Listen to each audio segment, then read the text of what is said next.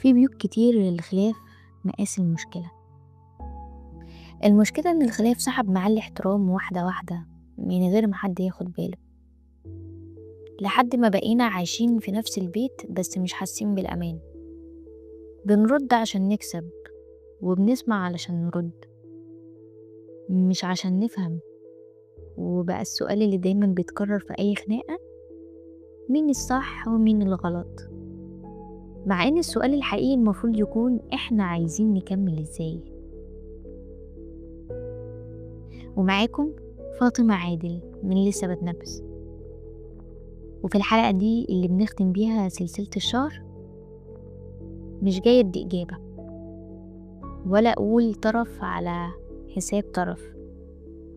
أنا جاية نقعد مع بعض شوية نفهم يعني إيه احترام، وإزاي ممكن يضيع، وهل فعلا لازم يكون في حد صح وحد غلط علشان البيت يكمل. خلونا نبدأ بهدوء. خلونا نعرف إن الاحترام مش بيضيع مرة واحدة، ما بيختفيش فجأة، هو بيقل شوية شوية، مع جملة اتقالت باستخفاف، مع نبرة صوت عالية، مع مقارنة، مع تجاهل، أو مع رد متأخر. يمكن يكون مع اعتذار محصلش. من مؤشرات فقدان الاحترام إن الكلام يبقى جارح حتى لو بسيط، وإننا نقاطع بعض ونبقى مقتنعين إن رأي أي شخص يبقى دايما أقل قيمة، وإن الغلط بنحاسب عليه بقسوة، وفيه إن الصح ما يتشافش،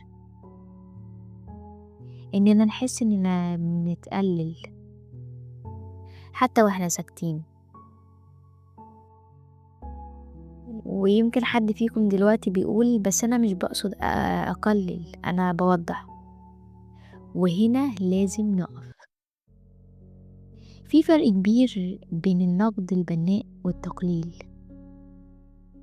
النقد البناء بيقول: أنا شايف حاجة محتاجة تتظبط ومهتم إنك تبقى أحسن. التقليل بيقول: أنت مش كفاية ومش هتبقى كفاية. الفرق بينهم مش في الكلام بس، ده في الإحساس اللي بيسيبوه وراهم. النقد بيخليك تفكر، التقليل بيخليك تشك في نفسك. في بيوت كتير النقد فيها تحول لسلاح، وكل واحد شايف نفسه بيصحح وهو في الحقيقة بيهدم، وده بيخلي الطرف التاني يدخل في وضع دفاع مش استعداد. بيخليه يدخل في حالة مقاومة، حدوده مش تفاهم.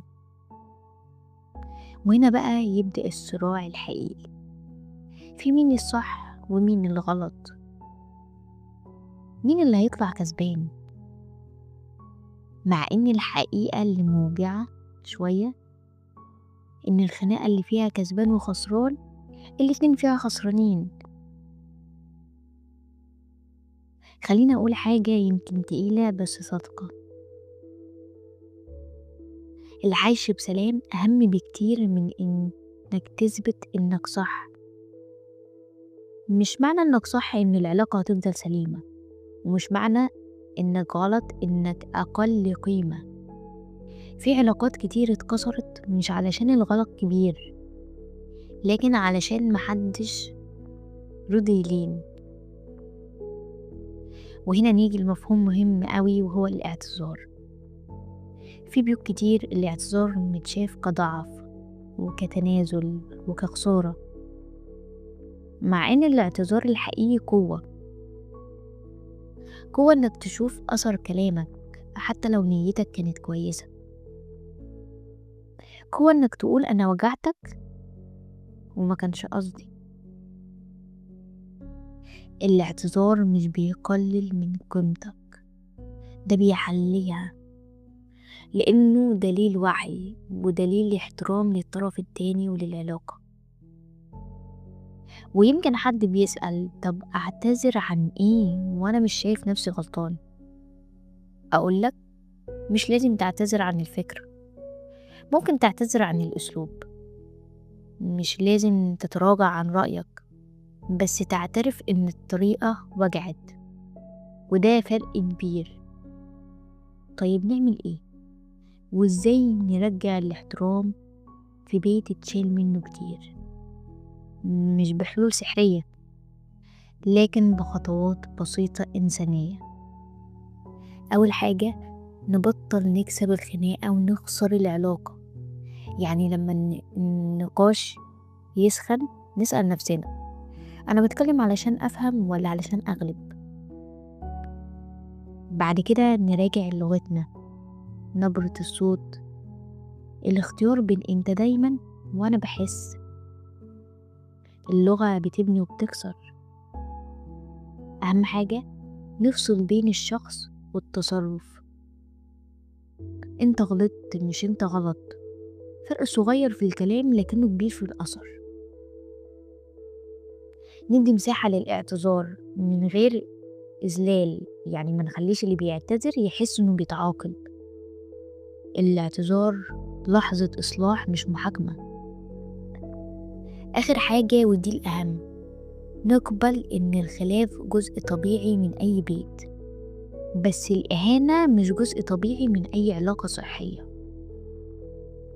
وإحنا بنختم الشهر خليني أسيبكم مع فكرة واحدة بس، وهي إن مش كل مرة نختلف فيها لازم نطلع بحكم. أحيانا يكفي إننا نطلع بفهم. البيوت ما بتقومش على الصح والغلط، بتقوم على الأمان والاحترام والنية اللي بتحاول تصلح مش تكسب. ولو انت سامعني دلوقتي وحاسس ان في حاجات محتاجة تتراجع جواك، ده طبيعي. التأمل دايما بيجي قبل وجع خفيف وبعد هدوء. يمكن مش كل خلاف هيتحل ومش كل كلمة هتتصلح، بس مجرد اننا نحاول نحافظ على الاحترام حتى واحنا مختلفين، ده في حد ذاته بداية أمان. لو خرجت من الحلقة دي بسؤال واحد بدل إجابة، أو إحساسك خف شوية، أو عندك رغبة إنك تكون أهدى في المرة الجاية، يبقى الحلقة عملت اللي عليها. البيوت ما بتحتاجش ناس دايما صح، هي بتحتاج ناس حاضرة سامعة ومستعدة تراجع نفسها. خد نفس وافتكر إن السلام أحيانا أهم من الانتصار، وإن ده هو اللي بيخلينا نكمل وإحنا لسه بنتنفس.